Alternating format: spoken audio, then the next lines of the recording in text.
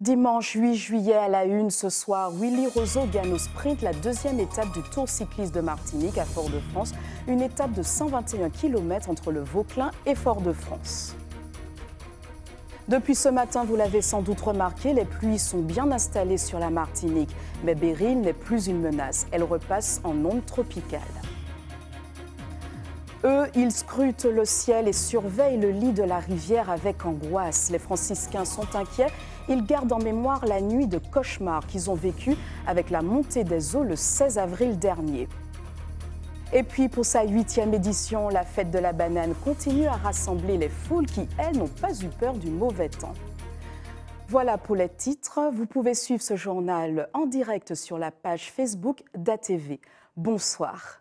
On commence donc cette édition avec des nouvelles du temps. C'est confirmé, Beryl a perdu une partie de son intensité. Toutefois, le risque de fortes précipitations accompagnées de rafales demeure malgré tout important, avec des vents moyens prévus entre 60 et 80 km/h. Un fléchissement du phénomène n'est pas prévu avant lundi en fin de journée, lorsque Beryl atteindra la partie est de la mer des Caraïbes.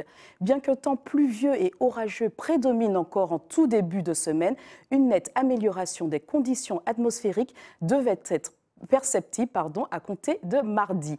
Voyez ces prévisions avec Sandrine Claude. Il n'y a plus de circulation fermée avec un centre et des vents qui tournent autour. Alors c'est vrai que ça a mis un petit peu de temps à se produire, mais on le voit bien, là on n'a plus de masse compacte, on n'a plus de rotation des vents. Pourquoi ? Parce qu'elle arrivait dans un environnement très défavorable. On le signalait depuis plusieurs jours qu'il y avait quand même cette chance-là pour nous.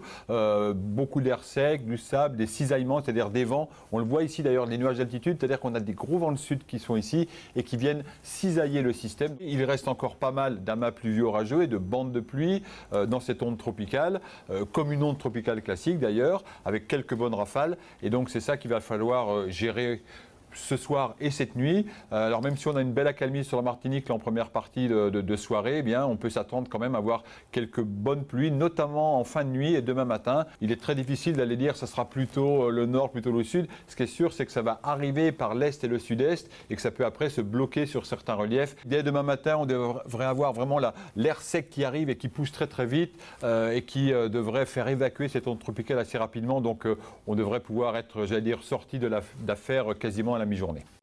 Durement touchés lors des inondations du 16 avril, les habitants du bourg du François sont inquiets. L'accumulation d'eau depuis le début des pluies hier soir provoque l'inquiétude. C'est vrai que les souvenirs reviennent vite. Outre le bourg, d'autres quartiers avaient été durement touchés. Et ces dernières précipitations abondantes ont gonflé le canal du François qui traverse le bourg. Et même si on est encore loin des hauteurs d'eau record, les franciscains aimeraient bien que leur rivière reste dans leur lit. Sandrine Claude s'est rendue au François pour prendre le pouls. Cet après-midi, l'heure est à l'apéro chez Daniel. Mais l'arrivée imminente du mauvais temps est déjà dans les esprits. Car 3 mois après avoir été sinistré, le franciscain n'a toujours pas retrouvé un rythme de vie normal. Dans sa maison, les traces des intempéries sont encore là. Ici, là, monté de cette hauteur, il y avait un miroir et un buffet, là, l'eau a jeté tout ça. Hein. On ne peut rien faire. Hein. Vous savez, c'est la nature. Hein. C'est la nature et on est habitué ici à prendre de l'eau. Au début, j'étais traumatisé, mais maintenant, je m'en fous. J'ai rigolé l'autre fois là, j'ai dit je vais partir, mais vous savez, on ne sait jamais. Le 16 avril dernier, nous avions rencontré Manuela qui avait subi de lourds dégâts. Aujourd'hui encore traumatisée, l'arrivée de nouveaux phénomènes suscite chez elle un certain fatalisme.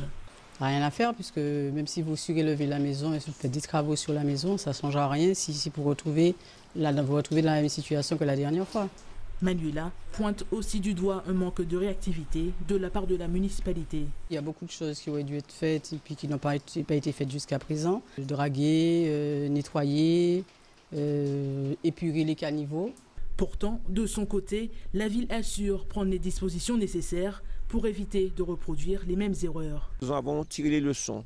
Dès cet après-midi, nous aurons une voiture sono qui va aller dans les basses zones du bourg, redire aux gens que bien que le phénomène ne passe pas sur nous en tant que cyclone, que nous aurons de la pluie. Nous avons, depuis vendredi, sachant que le phénomène se rapprochait de nous, pris contact avec le directeur général des services et mis en branle les services pour répondre à toute éventualité. Le François reste en alerte en espérant que Beryl ne vienne pas raviver de mauvais souvenirs. Peut-être de nouveaux éléments sur les raisons de la fermeture de la clinique Sainte-Marie. Lundi, l'ARS a ordonné la fermeture du service par mesure conservatoire en raison de la vétusté des équipements. Mais hier, suite à une plainte déposée par la famille, le procureur de la République a ordonné l'exhumation du corps d'une femme décédée des suites de son accouchement. Le procureur a annoncé qu'il s'exprimerait sur le sujet demain. Hier à 17h, le chauffeur de bus 420 a été victime d'une agression violente. Il a été pris à partie par 3 individus au niveau du centre commercial de la Galeria. La CFTU, par le biais de communiqué de la direction de la CFTU, dénonce ces actes de violence inadmissibles. Elle appelle également au sens civique de chaque usager. Toutefois, notez que les derniers événements ne perturberont pas le trafic. En bref, la série continue-t-elle? Un nouveau braquage de moto avec violence a été signalé plus tôt ce dimanche. Cette fois, c'est à Corridon, à Fort-de-France, qu'un homme de 26 ans a reçu une balle à la cuisse lors du vol de son 2 roues. La victime a été transportée consciente, mais sous assistance médicale vers le CHU de Fort-de-France. Les auteurs du braquage, qui sont repartis avec l'engin, sont toujours en fuite. Une enquête a été ouverte. En début de semaine, nous évoquions ce conflit autour d'un terrain de 4 hectares, quartier Talente, aux Trois-Îlets. Un collectif se mobilisait pour empêcher l'expulsion des occupants des lieux. Il conteste les 2 décisions de justice qui ont été attribuées la propriété du site à une autre famille. Cette dernière a souhaité réagir à notre reportage et donner leur version des faits. À Kathleen Bilas, Copette et Johan Boulard.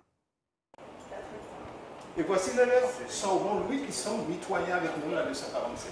Quentin Désert ne décolère pas. Depuis plusieurs années, lui et sa famille ont entamé devant notaire des démarches pour clarifier la situation autour de ce terrain. Documents à l'appui, l'homme affirme qu'il n'y a plus aujourd'hui aucune ambiguïté sur l'appartenance de la parcelle. Notre aïeul, qui est Saubé Charles, avait la parcelle I-246. Et ce qu'il a fallu faire, c'est de faire la dévolution successorale. Et pour cela, qu'est-ce qu'il faut faire? Il faut que l'administration fiscale puisse connaître un des vivants de cet aïeul-là. En l'occurrence, ma mère, et jusque-là, ma mère a toujours payé les taxes foncières, dont je détiens les documents, et on a procédé justement à la notoriété prescriptive, puisqu'on ne peut pas faire autre chose, puisque le propriétaire n'est pas vivant, puisqu'il a laissé des suites. Alors du coup, nous, notre génération qui est présente, on a voulu régulariser cette parcelle. Autre grief à l'encontre de ses adversaires, la présence sur le site d'une maison en dur, construction jugée illégale.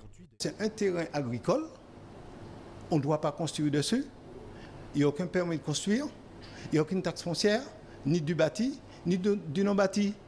Alors que ma mère paye le non-bâti en totalité chaque année. En première instance, puis en appel, le tribunal a donné raison à la famille de Quentin Désert, ordonnant l'expulsion des actuels occupants. Il ne s'explique donc pas les motivations du collectif. L'huissier, il a le document en main auquel il doit faire son application. Ce qui veut dire que l'action va se poursuivre. C'est tout. Parce qu'on ne peut pas permettre que c'est des tierces personnes qui n'ont rien à voir, qui ne connaissent pas le dossier, quelles que soient les associations qui mettent en œuvre, avant de pouvoir faire de telles transactions. Déjà, nous n'ont même pas contacté la partie adverse, ont décidé de faire, dans un seul sens, tout l'ensemble des actions qu'ils font. La famille Brigitte sera-t-elle expulsée? Pour l'heure, la procédure se poursuit. L'affaire promet certainement de nouveaux rebondissements. Le Festival de Fort-de-France bat son plein. Parmi les temps forts, les rendez-vous au Cénacle tous les soirs à 18h30 au kiosque Guédon sur le front de mer. Un moment privilégié pour le public qui peut échanger avec des spécialistes. Demain, il sera question du harcèlement de rue. Avec moi, bonsoir, Jeanne Witor. Voilà, Bonsoir. bonsoir. Donc vous êtes médecin, psychiatre et psychanalyste et vous co-présentez ce cénacle avec la journaliste Becky Sastre ainsi que la militante féministe Georges Arnaud qui sera la modératrice. Alors, sifflements, commentaires sur le physique, regards insistants, l'espace public est souvent l'occasion de comportements qui peuvent être perçus comme des agressions. Les femmes en sont les principales cibles. Je vous propose de regarder ces réactions obtenues par Johan Boulard et on revient juste après. On va passer dans la rue, on est habillé en robe ou en jupe et forcément les hommes vont nous regarder. Ils vont nous citer, ils vont se mettre à venir nous draguer. On a l'impression d'être un objet en fait. Hein, ouais, c'est ça, l'impression d'être sale, voilà, qu'on ne nous respecte pas en fait. Quand on ne répond pas, la personne insiste. Voilà, ça peut même aller jusqu'à des insultes. C'est quelqu'un dans la rue et qui était très âgé en plus. Donc je me suis sentie vraiment souillée et insultée, surtout dans mon intégrité de femme et de jeune fille. Parce que j'étais quand même une jeune fille et il y a des choses qu'on ne peut pas concevoir. On a vu ces réactions. Alors de prime abord, j'ai envie de vous demander quelle est la frontière entre, on va dire, la séduction consentie et l'agression sexuelle, le harcèlement sexuel. Écoutez, la frontière entre la séduction consentie et le harcèlement sexuel, c'est le consentement, hein, comme vous l'avez dit. Qu'une femme dans la rue soit l'objet de psst, psst, ou de mots d'hommes qui la trouvent belle et séduisante, ça n'a pas franchi la frontière pour devenir un harcèlement sexuel. Alors, qu'est-ce qui caractérise le harcèlement de rue? Pourquoi on parle de harcèlement de rue? Écoutez, moi je suis psychanalyste et mon intervention va porter pas sur les comportements, mais sur les causes de ces comportements.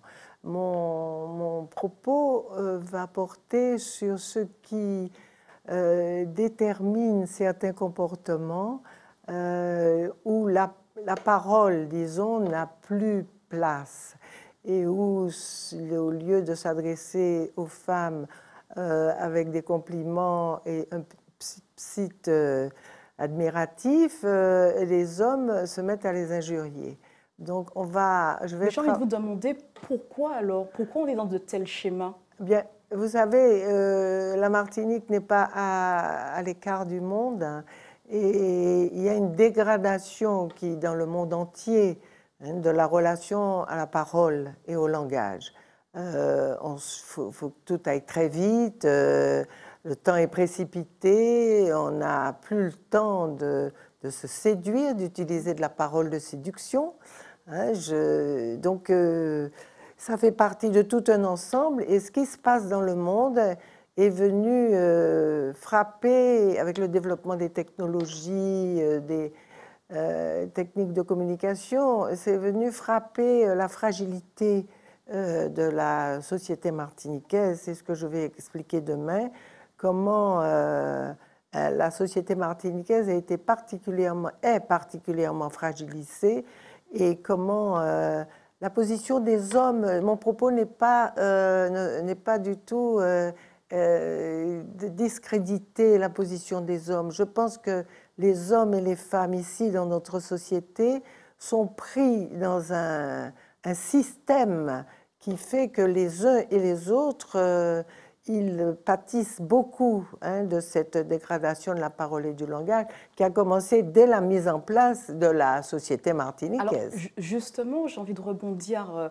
sur ce propos parce que souvent on a pensé que c'était culturel ce genre de positionnement des hommes qui interpellent les femmes dans la rue. Est-ce qu'on se cache derrière justement ce côté c'est culturel, alors on n'en parle pas, on en sourit, on en rigole, mais au fond on est peut-être gêné? Est-ce que c'est lié à la culture martiniquaise? Je ne sais pas ce que vous entendez par la culture martiniquaise. Ce que je peux dire, c'est que... Est-ce que ça fait partie des mœurs, cette façon pour les hommes de s'adresser aux femmes de tout temps? Est-ce que c'est moi, comme dans ça? ma jeunesse, en passant dans la rue, nous étions, mes copines et moi, l'objet de psit-psit. Nous ne vivions pas du tout ça comme harcèlement. Alors ce serait quoi la différence aujourd'hui? Eh bien, justement, c'est ce que je vais essayer d'expliquer, qui est assez compliqué, c'est comment la sexualité, nous parlons, hein, les hommes et les femmes, nous parlons, et de ce fait-là, notre sexualité n'est pas celle des animaux. Ça a des conséquences que je vais essayer d'expliquer simplement demain. Et du coup, la société martiniquaise qui est née, comme vous le savez, d'une colonisation esclavagiste et racialisée, la dimension de la parole et du langage est de naissance très abîmée ici. On se parle, vous savez, la place des coups, vous savez tout ça dans l'éducation. Il y a beaucoup de choses qui font que l'espace pour parler, pour se parler, donc pour entendre l'autre aussi, c'est un peu... Donc il est important de sensibiliser le public?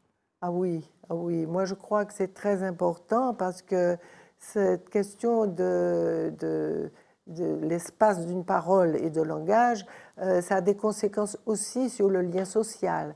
Ça a des conséquences, on voit bien comment il y a de la violence, des passages à l'acte très violents. Là, dans votre reportage tout à l'heure, vous avez donné des exemples. On a peu de place, on n'a pas l'habitude de débattre ici, d'accepter que l'autre ait une position différente, une opinion différente.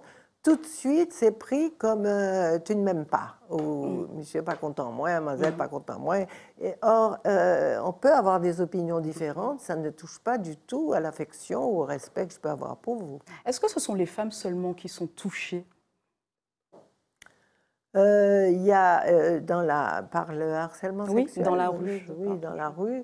D'après votre reportage, il y a aussi des personnes un peu plus âgées. Oui, mais bon, moi, quand je travaille à Paris et quand je viens ici, souvent pour du travail aussi, avec des collègues martiniquais, je marche toujours dans les rues de Fort-de-France pour sentir un peu, et je suis très frappée de plusieurs choses, de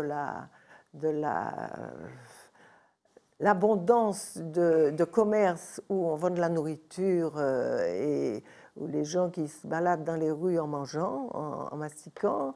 Je suis très frappée du changement du corps des femmes et je suis frappée aussi du désœuvrement de jeunes désœuvrés, souvent des garçons, plutôt des garçons, majorité, désœuvrés, perdus. Je ne vais pas vous dire la place de la drogue dans ce désœuvrement. Et du coup, il y a là quelque chose, je crois, qui doit inquiéter et qui inquiète les autorités. Oui. Juste pour finir, quelle attitude on doit avoir alors face à ce genre de comportement? Quelle est la bonne attitude? Écoutez, la bonne attitude, je pense que c'est un travail de longue haleine que nous avons à engager là.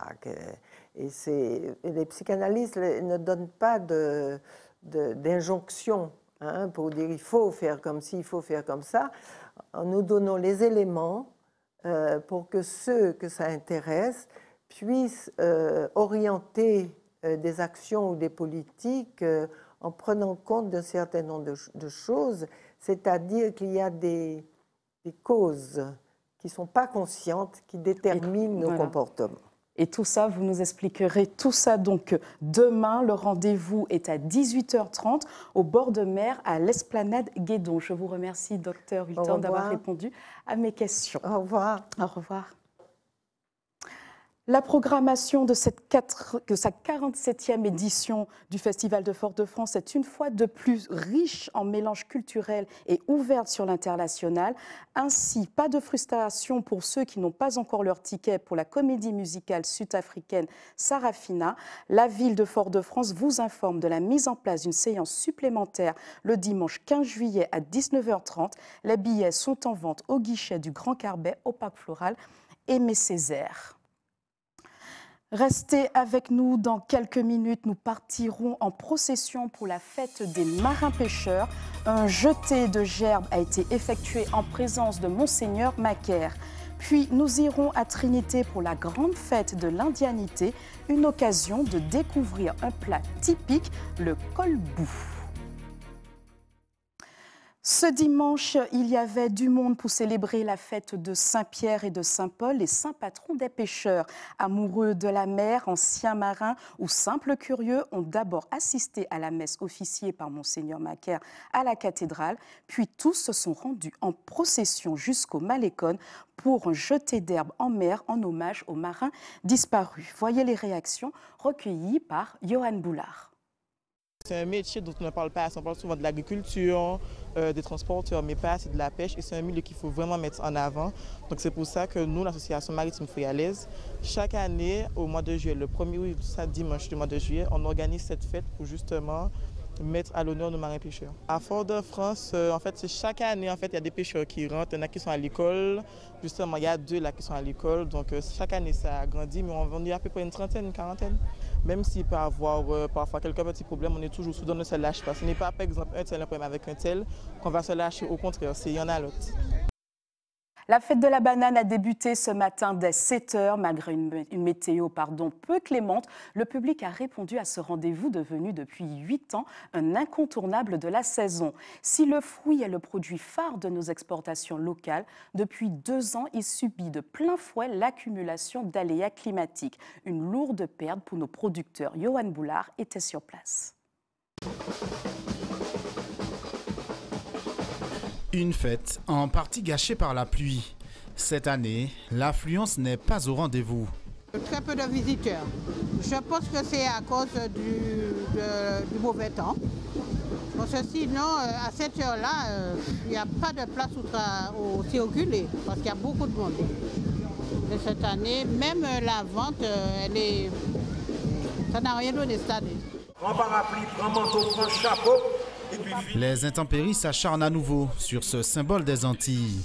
Véritable barème de la vitalité économique, tout au moins en matière d'exportation.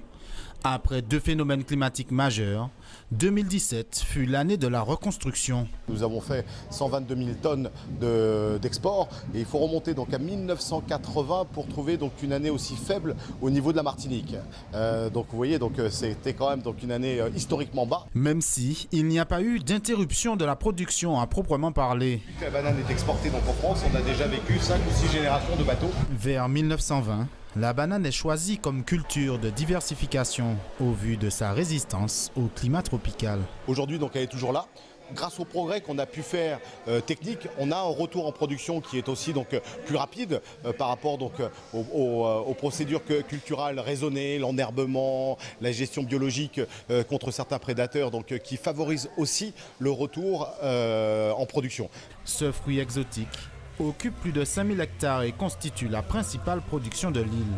On met en valeur les hommes qui travaillent toute l'année dans cette filière-là et on permet aux Martiniquais de venir, de découvrir cette filière-là, de découvrir la banane et aussi de découvrir les choses que l'on peut faire, ce qu'on appelle l'agro-transformation autour de la banane, ce qui nous paraît aussi extrêmement important. Les producteurs espèrent renouer rapidement avec les 200 000 tonnes annuelles et redonner ainsi la banane au secteur. Journée festive à Trinité ce dimanche sur la plage Joyeuse, c'est la fête du colbou.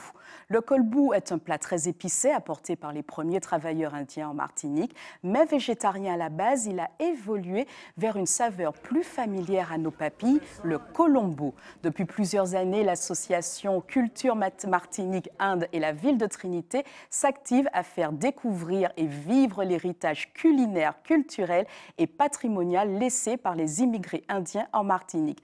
Je vous propose d'écouter les premières réactions de ces gourmands au micro de Johan Boulard. Ici, nous proposons plusieurs plats. Donc ici, nous avons le colombo de poisson. Donc c'est du thon préparé à base de pâte à colombo, donc ce qu'on appelle vulgairement chez nous le massalé. Donc il faut savoir que dedans, vous allez retrouver de l'oignon, de l'ail, enfin tout ce qui a épices. Juste à côté, nous proposons aussi une soupe qui s'appelle le moltani. Avec l'abolition de l'esclavage, il y a eu l'arrivée des premiers Indiens en Martinique et avec eux sont arrivés la partie culinaire. Donc quand ils sont arrivés, il y a eu, avec l'apport, on va dire, des Français, l'obligation de cuisiner de la viande. Et en rajoutant cette viande, ils ont dénommé le plat kolbou, et qui est resté ou qui est devenu avec l'apport du français Colombo, du fait de la ville de Colombo qui est fictionnelle. L'idée aussi, c'est de montrer aux gens que la culture indienne s'impose. Elle est présente dans la culture antillaise, mais souvent elle a été occultée. Il faut dire aussi qu'aujourd'hui, les descendants d'Indiens s'assument correctement, sont bien de la société, ils se considèrent comme des Martiniquais à part entière. Donc ils sont prêts, ils évoluent, prêts à montrer aux uns et aux autres la culture indienne dans son contexte antillais, puisqu'on est des Antillais, même à travers du Colombo, même à travers du religieux, dans sa dimension antillaise. La deuxième étape du Tour cycliste a souri à Willy Roseau. Le sociétaire du Madinina Bikers s'impose au sprint au terme des 121 km devant Michael Stanislas de l'UCS et Ronial Campos Lucena de la pédale pilotine. Michael Stanislas sera le nouveau maillot jaune au départ de la troisième étape demain à Fort-de-France. Fort-de-France Trinité, 115 km. Le départ sera à 10 h de Fort-de-France. Ah oui, et bien sûr, j'ai oublié de vous rappeler que pour tous les détails de cette étape, n'oubliez pas notre magazine Après le journal Tour à Tour, présenté par Stéphane Lupon, donc juste après ce journal. Pour la première fois de son histoire, la France sera médaillée dans une Coupe du Monde U17. Les Bleuets ont mené de bout à bout face à Porto Rico 72-73 et disputeront la finale dimanche en Argentine. Parmi les 12 joueurs qui ont constitué l'équipe de France pour cette finale, 2 jeunes Martiniquais, Timothée Cruzel, 1,90 m, 17 ans, et Maxime Carrette, 2,8 m, 17 ans également. Nous leur souhaitons bien évidemment bonne chance. C'est la fin de ce journal. Avant de se quitter, je vous rappelle les principales informations développées ce soir. Willy Roseau gagne au sprint la deuxième étape du Tour cycliste de Martinique à Fort-de-France, une étape de 121 km entre le Vauclin et Fort-de-France. Depuis ce matin, vous l'avez sans doute remarqué, les pluies sont bien installées sur la Martinique. Berry n'est plus une menace, elle repasse en onde tropicale. Eux, ils scrutent le ciel et surveillent le lit de la rivière avec angoisse. Les franciscains sont inquiets. Ils gardent en mémoire la nuit de cauchemar qu'ils ont vécue avec la montée des eaux le 16 avril dernier. Et puis, pour sa 8e édition, la fête de la banane continue à rassembler les foules qui, elles, n'ont pas eu peur du mauvais temps. Restez avec nous. Dans un instant, vous retrouvez le magazine Tour à Tour présenté par Stéphane Lupon. Je vous donne rendez-vous avec l'actualité demain à 18 h 50. Quant à nous, on se retrouve le week-end prochain. Bonne soirée sur ATV.